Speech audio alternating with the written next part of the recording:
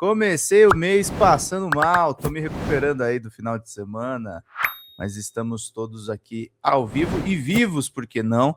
Trazendo para vocês todas as principais notícias. Olha, qual que é o problema que está rolando atualmente? Denúncia da Érica Hilton e do Rick Azevedo do Movimento VAT no final de semana. Como previsto, né, gente? Eles iam causar no Senado, né? O Rogério Marinho e a turminha do Flávio Bolsonaro querem empurrar uma versão da mudança da escala de trabalho para instituir, enfim, a escala 7x0, não a 6x1. Eles querem legalizar a escravidão. E eu acho que todo trabalhador, toda pessoa que acompanha os nossos canais, todas as pessoas que vêm aqui do campo progressista, nós temos que fazer uma denúncia em uníssono. Essa votação está aberta no site do Senado. Eu vou até pegar aqui para vocês, porque no Blue Sky isso está bastante forte. E então a gente não pode deixar isso acontecer, tá? Post do Rick Azevedo, eu vou ver se consigo abrir nesse navegador, mas acredito que eu consiga. Consigo sim. Então eu peço para vocês que já entrem no site do Senado e votem não a PEC do patrão, tá? Votem não a PEC do patrão. Isso é uma tentativa de golpe, isso é uma tentativa de deslegitimação do nosso trabalho. Isso é um absurdo. É um absurdo. Vocês têm que ir na consulta pública aqui dessa proposta de emenda à Constituição e votar não. Confirmar voto não. E aí vocês vão autenticar pelo login no gov.br, tá? Todo mundo vote não nessa petição que está aberta no site do Senado. Isso é um absurdo completo. E eu quero começar a live indo além nessa luta dos trabalhadores. Porque é o seguinte, gente, a soberania do Brasil está sob ataque. A gente teve a norma instituída pelo Marco Rubio, colocando Comando Vermelho e PCC como organizações terroristas. A gente teve esse tipo de coisa acontecendo na semana passada. E nem os especialistas em crime organizado, como o Lincoln Galquia, que é um cara das autoridades aqui de São Paulo, tá? Não é um esquerdista, é um cara de direita. Nem o Lincoln Galquia é a favor desse tipo de coisa, um especialista em PCC. E aí eu quero trazer para vocês a fala do Reinaldo Azevedo sobre isso e emendar também o meu comentário. Vamos ver juntos aqui para a gente entender tudo. O Brasil tem a pessoa que mais entende PCC, porque é aquele que mais enfrentou o PCC, que é o Lincoln Galquia, promotor, né? Que inclusive participou da última operação contra o PCC, que foi bater lá na Faria Lima de novo. Ele falou a respeito, vai.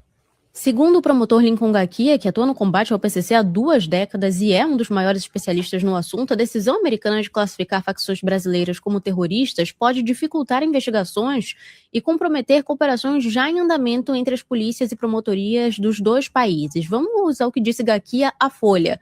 Poderiam ocorrer operações militares ou da CIA dentro do país e isso evidentemente afetaria a soberania nacional. A partir do momento em que essas organizações são classificadas como terroristas, a CIA passa a ser responsável por essas informações e investigações que passam a ser classificadas como confidenciais ou secretas. Isso pode criar dificuldade na troca de informações mais ágil e rotineira que a gente mantém há bastante tempo, o que pode trazer prejuízo às investigações. Vale dizer, o crime organizado, inclusive, vai ter razão para comemorar, que vai dificultar as coisas. Em vez de trocar informações rápidas, as informações passaram a ser consideradas sigilosas, num alto grau de sigilo, não sei o quê. A gente sabe que, inclusive, nos Estados Unidos também isso é meio frequente, tem ali, parece muito em filme, né? Os próprios órgãos de combate ao crime brigam, FBI e CIA, sobretudo. Para as questões internas dos Estados Unidos, é FBI. Quando o crime é transnacional, é CIA. Nem serve, na verdade, o PCC tem mais razão para comemorar e o Comando Vermelho também. Bando de cretinos, é isso aí. Então, o Brasil tem a pessoa que... São um bando de cretinos, gente. São um bando de golpistas. São um bando de entreguistas. Tá, isso tem que ficar claro para as pessoas que estão acompanhando essa questão toda. É um ataque à nossa soberania. É um ataque às nossas instituições. É um ataque à ordem pública. E aí tem a pergunta do Juvencio aqui. Bom dia, Pedro, e a todos. Pedro, nessa altura do campeonato, eu não acredito mais na força do povo. O certo seria irmos para a rua, mas você vê condições para isso? Cara, eu acho que a gente já tá nas ruas, de uma certa forma. Seria legal marcar protestos de rua, mas eu acho que na escala 6x1, no fim da escala 6x1, a gente está muito bem representado num congresso em que a gente tem uma parlamentar como a Erika Hilton, que obteve uma vitória política importantíssima. Nós temos o presidente Lula denunciando as reportagens do Intercept Brasil. Nós temos uma notícia que eu vou trazer aqui, que tem bancos e banqueiros cogitando se aliar ao Lula nas eleições por conta das ameaças dos Estados Unidos intervirem por conta do crime organizado. Porque o crime organizado está na Faria Lima, queridos. O crime organizado está no sistema bancário. O crime organizado está nas fintechs. E é óbvio que, por princípio, as pessoas querem combater o crime organizado. Mas não recorrendo, não pedindo de joelhos para o Trump destruir o país deles, que é o que o Flávio Bolsonaro quer. O Flávio Bolsonaro já se conformou que ele vai perder as eleições. O Flávio Bolsonaro já se conformou que ele não tem nada a entregar ao Brasil. O Flávio Bolsonaro é isso. Virou um lixo humano. O Flávio Bolsonaro consegue contradizer todas as formas que a gente tem de controlar as nossas instituições. Esses caras querem instituir, através da 7x0, o trabalho escravo. A Erika Hilton e o Reinaldo Azevedo, para pegar dois expoentes totalmente diferentes dentro do nosso campo político, o Reinaldo era um cara que era mais de direita e conservador. E a Erika Hilton, que sempre foi progressista, sempre defendeu pautas dificílimas para os setores conservadores, eles estão falando a respeito do mesmo problema. Nós temos uma mentalidade escravista. Nós temos uma mentalidade do Brasil colônia. Nós estamos enfrentando os nossos colonizadores. E teve a fala do ministro da Fazenda também, né, do Dario Durigan, né? Vou pegar ela para a gente ver aqui juntos. E a gente tem que ir para cima disso mesmo, pessoal. Não podemos deixar a coisa passar. A luta do movimento VAT, a luta da Erika Hilton são a luta política mais importante. Mais importante dessa questão. Enquanto a gente tem, por exemplo... Deixa eu pegar aqui a fala recente do Dario. Falando que a decisão das organizações criminosas vai afetar o PIX. É isso que o nosso ministro da Fazenda está explicando. Aliás, um excelente quadro técnico que está ocupando o espaço do nosso queridíssimo Fernando Haddad, que eu espero que vire governador de São Paulo. São Paulo merece algo melhor do que o Tarcísio de Freitas, que fez muito mal para esse estado. Vamos lá. A tua pergunta, Natuzzi, é sobre o PIX. O PIX ele é muito mal compreendido por uma série de empresas privadas norte-americanas e de outros países que perderam a posição de intermediário entre operações de empresas e pessoas no Brasil. Então deixaram de ter uma fonte de faturamento. O PIX é gratuito, o PIX é simples, o PIX é intuitivo, caiu nas graças da população, e o PIX ele não é um produto propriamente dito. O PIX é uma infraestrutura soberana do Brasil. E é importante reconhecer isso e proteger o nosso PIX. Tanto que outros países, como o México, por exemplo, na reunião do G20 que eu tive, o ministro da Finanças veio dizer, olha, o PIX é sensacional, a gente gostaria de entender o que vocês fizeram no Brasil para fazer no México. Outros países têm nos procurado. Então, veja, o Pix ele não é um produto propriamente que vai concorrer com empresas norte-americanas. Ele é uma infraestrutura de pagamento criada no Brasil, inovadora, e que tem que ser bem prestigiada e bem garantida por nós.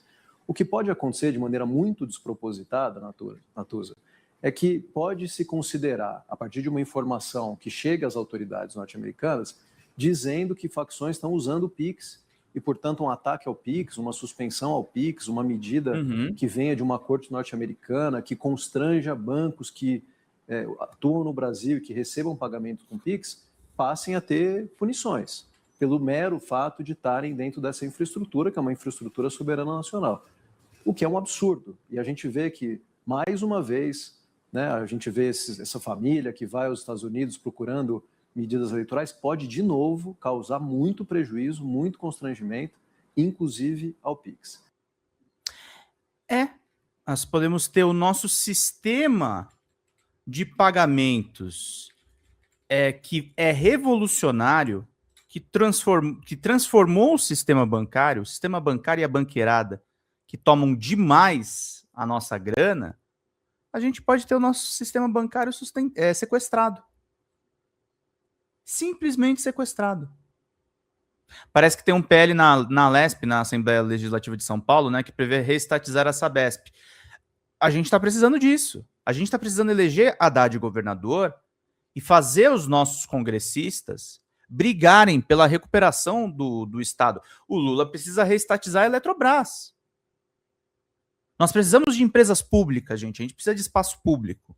A esquerda tem que brigar por essas bandeiras. Eu vi um tweet genial, tweet não, acho que foi no Blue Sky isso, de uma pessoa que estava falando, o Rick Azevedo, que é do movimento VAT, o movimento surge de um story que ele gravou no Instagram, reclamando do cotidiano dele de trabalho, na escala 6x1. Ou seja, o cara gravou um story puto da vida e mudou a história desse país. O Rick Azevedo mudou a história desse país. Érica Hilton, Rick Azevedo, Movimento VAT, são pessoas que estão mudando a história desse país. Então, para aquelas pessoas que perguntam, a gente tem que voltar para as ruas, eu não sei só se a gente tem que voltar para as ruas, a gente tem que fazer alguma coisa. Nós temos que brigar por essas eleições, para que elas sejam limpas, para que não seja o que está acontecendo na Colômbia agora, que provavelmente está dando um golpe no Gustavo Petro. Que a direita colombiana tem uma ligação muito forte com o imperialismo estadunidense. Esse é o tamanho do perigo que a gente vai enfrentar, gente. E a gente ainda tem o privilégio de ter um presidente como o Lula. Porque eu vou te contar. Se for pegar o jeito como as coisas são geridas ao redor do mundo, nós estávamos muito ralados. A gente ia morrer, cara. A gente ia entrar numa crise muito ferrada. Quem atenuou os efeitos do golpe parlamentar de 2016 foi o PT, foram as esquerdas, foram os movimentos de rua. Quem combateu o bolsonarismo e impediu Jair Bolsonaro de voltar a ser presidente foram setores progressistas dentro da Frente Ampla. Nós lideramos a mudança. Nós vamos atrás do que realmente faz a diferença. Nós estamos naquele discurso da Érica Hilton pro André Raspa-Caneco. Somos nós que fazemos a diferença a cada passo dentro da defesa das verdadeiras bandeiras que são dos trabalhadores. É a gente que muda as coisas. Não é... E a luta é complexa. O Lucão mandou aqui, boa parte da disputa eleitoral se faz nas redes, principalmente entre jovens adultos. Sejam bem-vindos ao webcomunismo, como sempre, o capitalismo transformando conceito em marca. Bom dia. Não acho só que é os webcomunistas, não, Lucão. Eu vou ser muito franco sobre o risco deles fazerem um corte e querer me malhar por isso, mas os webcomunistas têm o valor deles, mas assim, não é só isso que tem na rede, não, cara. O movimento VAT não tem nada a ver com isso. A Érica Hilton não tem nada a ver com isso. A Érica Hilton fala com o povo. E fala também com os influenciadores digitais, claro. A Érica Hilton tem um comportamento na rede social de influenciadora, no bom sentido da palavra. Porque tem muito lixo que é influenciador digital. A gente tem que fazer a luta nas redes nesse aspecto. Nós temos que abrir as nossas lives. O trabalho que eu faço aqui com vocês todas as manhãs, conversando aqui de segunda a sexta, fazendo às vezes trabalho com vocês aos domingos, é um trabalho de influência digital. É evidente que eu não menosprezo os movimentos de rua. Beijão, Trevosa, beijo, minha cara. É evidente que eu não menosprezo os movimentos de rua e eles têm que existir. Mas eu acho que é rua e redes e argumento. Nós temos que mostrar no argumento que nós somos bons. A gente não pode ficar acomodado achando que a coisa tá ganha. Não tá ganho. Mesmo agora, o Lula tá indo bem nas pesquisas, é agora que a gente não pode parar a campanha. É agora que a gente não pode parar de falar a verdade sobre o que está acontecendo com o Flávio Bolsonaro. É agora que o Intercept tem que continuar publicando reportagens a respeito disso. Só um minutinho.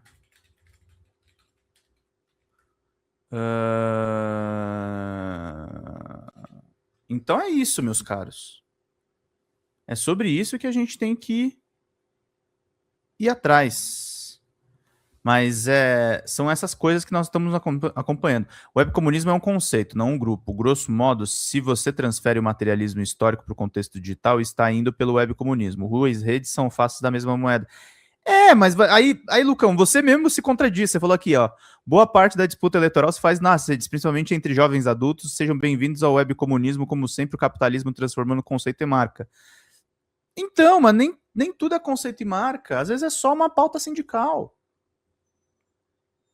E aí é um cara que não tá querendo necessariamente a revolução, ele tá querendo não morrer no trabalho. É essa a questão. Claro que eventualmente eu tô junto dos camaradas aí que querem mudar tudo no sistema. Mas eu não sei se as redes é exatamente esse caminho. Aí talvez seja melhor ir pra rua. Mas o que eu defendo sempre é que assim, a esquerda tem que ter o seu braço digital.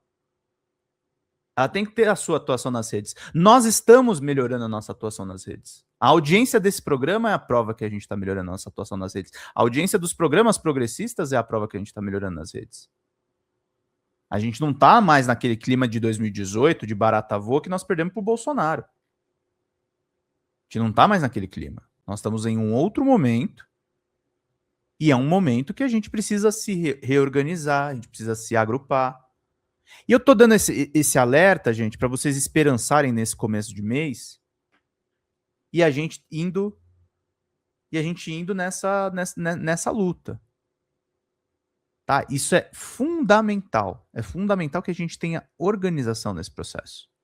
Que a gente não faça as coisas de um jeito atrapalhado e que a gente entenda que a nossa luta ela não se encerra no fim da 6x1. Ela não se encerra nas pautas da Erika Hilton. Ela não se encerra na reeleição do Lula. Nós temos que pensar no sucessor do Lula. Nós temos que pensar nas eleições dos estados. A gente tem que pensar que a gente corre o risco ainda de tomar uma saraivada de derrotas no Senado. A gente tem que olhar para a família Bolsonaro. A gente tem que olhar para os outros tentáculos. Agora o Kassab está sendo especulado para ser vice do Caiado. Então é isso. E é o que a Socorro falou, a proposta do Rogério Marinho tem que fazer colar neles. Rogério Marinho, Flávio Bolsonaro, eles querem a 7x0, eles querem a escravidão humana. E esse passado horroroso,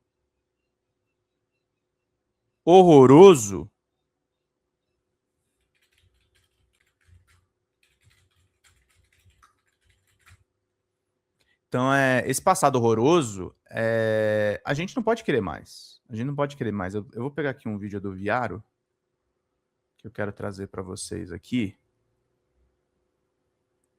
E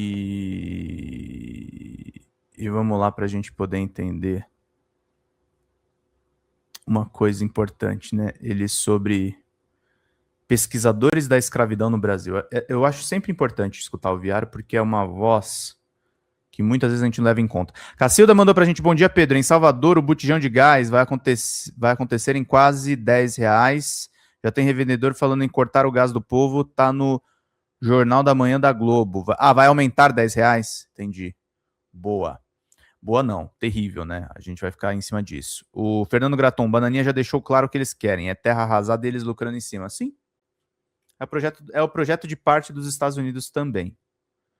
E vamos ver aqui o que o Viaro fala a respeito das pesquisas em escravidão, meu querido amigo. Vamos lá. Amor, no mano a mano, quem é o maior historiador da escravidão no Brasil? Vamos lá. Beatriz Nascimento ou Benjamin Perret? Beatriz Nascimento, fundadora do feminismo negro, Benjamin Perret, trotskista, importantíssimo para estudo de Palmares, mas eu fico com Beatriz Nascimento. Beatriz Nascimento ou Clóvis Moura? Respeito absoluto à obra de Beatriz Nascimento, mas Clóvis Moura, fundamental para estudo de quilombos, senzalas e revoltas negras. Clóvis Moura ou Décio Freitas? Mário Maestre, que me perdoe, Clóvis Moura. Clóvis Moura ou Edson Carneiro? Edson Carneiro, um dos primeiros a fazer um estudo sistematizado sobre Palmares, mas eu fico com Clóvis Moura. Clóvis Moura ou Emília Viotti da Costa? A dona Emília, hein? A dona Emília. Clóvis Moura. Clóvis Moura ou Flávio Gomes? Flávio Gomes esteve na minha banca de mestrado. Um abraço, professor Flávio. Mas Clóvis Moura, e nem ele vai ficar bravo com isso. Clóvis Moura. Clóvis Moura ou Gilberto Freire? Aí é sacanagem. Clóvis Moura. Isso aí não deveria nem ser perguntado. Clóvis Moura ou Hebe Matos? Hebe Matos, O Viara não gosta muito do Gilberto Freire, tá? Uma história fantástica, uma importância fantástica para a história da escravidão também, mas permaneço com Clóvis Moura. Clóvis Moura ou Ivan Alves Filho? Gosto muito do trabalho de Ivan Alves Filho, pela importância em relação ao quilombo dos Palmares. Eu vou ficar com Ivan Alves Filho. Emília Viotti da Costa.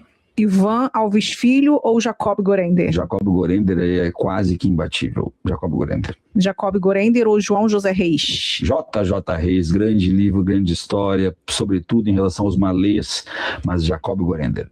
Jacob Gorender ou Joaquim Nabuco? Jacob Gorender. Jacob Gorender ou Luiz Felipe de Alencastro? Grande historiador da nova geração, pode-se dizer assim. O Trato dos Viventes é uma obra obrigatória, uma obra lindíssima, inclusive escrita de forma fantástica, mas Jacob Gorender. Jacob Gorender ou Manolo Florentino? Aí passa, Jacob Gorender, eu não vou nem fazer comentários. Jacob Gorender ou Maria Helena Machado? Professora Maria Helena Machado, grande pesquisadora, no sentido literal do termo pesquisadora, mas Jacob Gorender. Jacob Gorender ou Mário Maestre? Mário Maestre escreveu o prefácio da última edição do Escravismo Colonial de Jacob Gorender. É dificílimo por ter sido meu orientador de mestrado e tudo que Maestre representa para mim, mas eu tenho certeza que se eu disser Mário Maestre, o Mário Maestre fica bravo comigo. Jacob Gorender. Jacob Gorender ou Nina Rodrigues? Jacob Gorender. Jacob Gorender ou Pedro Paulino da Fonseca? Pedro Paulino da Fonseca, irmão do Marechal Deodoro da Fonseca. A dissertação de mestrado dele em Direito no século XIX foi um dos primeiros trabalhos acadêmicos a abordar as revoltas dos escravos, mas é só por isso que ele é importante. Jacob Gorender. Jacob Gorender ou Robert Conrad? Robert Conrad, americano, um dos grandes brasilianistas, que são os americanos que estudam o Brasil, um dos grandes brasilianistas do estudo da escravidão no Brasil, uma obra fantástica sobre o período final da escravidão, com muita dor, Jacob Gorender. Jacob Gorender ou Sebastião da Rocha Pita? Não, Sebastião da Rocha Pita só é importante porque foi o primeiro a escrever a respeito, e escreveu em 1730 uma obra laudatória à coroa, Jacob Gorender. Jacob Gorender ou Sidney Chalhoub? Chalhoub, todo mundo confunde Sidney Chalhoub, grande professor Sidney, grande obra inclusive, mas Jacob Gorender. Jacob Gorender ou Silvia Lara? Eu agradeço muito a professora Silvia Lara pela descoberta das novas fontes sobre o Quilombo dos Palmares, uma obra incrível, um trabalho incrível, mas Jacob Gorender. É isso? Então, eu tinha certeza, Jacob Gorender é, sem sombra de dúvidas, o maior historiador, pesquisador da escravidão no Brasil. Se você tem outros nomes, tem discordância, coloque nos comentários. E se você quer aprender sobre a escravidão no Brasil, tá aí a dica. Comece por Jacob Gorender e o escravismo colonial. Um abraço. Amor, Eu adoro o conteúdo do Viaro e eu acho importante, nessa quadra histórica que nós estamos enfrentando, a escala 6x1, a gente estudar sobre escravidão e história do Brasil. História do Brasil é importante nesse momento. É importante a gente conhecer, é importante a gente estudar, é importante a gente criticar para saber para onde a gente quer levar esse país chamado Brasil. É isso, meus queridos. Esse é meu editorial de hoje. Bom dia a todo mundo. Dia 1º de junho de 2026. Temos apenas um superchat aqui de R$10, 131 pessoas. Gostaria de não passar aperto hoje na nossa arrecadação. Lembrando que o nosso trabalho não é patrocinado. A gente tem no máximo algumas parcerias aqui. E o que a gente depende é da ajuda de vocês, das membresias. A gente depende dessa comunidade de quase 400 membros. Batemos ontem uma visualização em maio maior do que abril. Fiquei muito feliz com o desempenho do canal novamente. Estamos sendo um fenômeno importante aqui no YouTube. E faça parte desse fenômeno, tornando-se membro do nosso canal para ganhar 2 cursos e também mandando superchat no valor que vocês quiserem.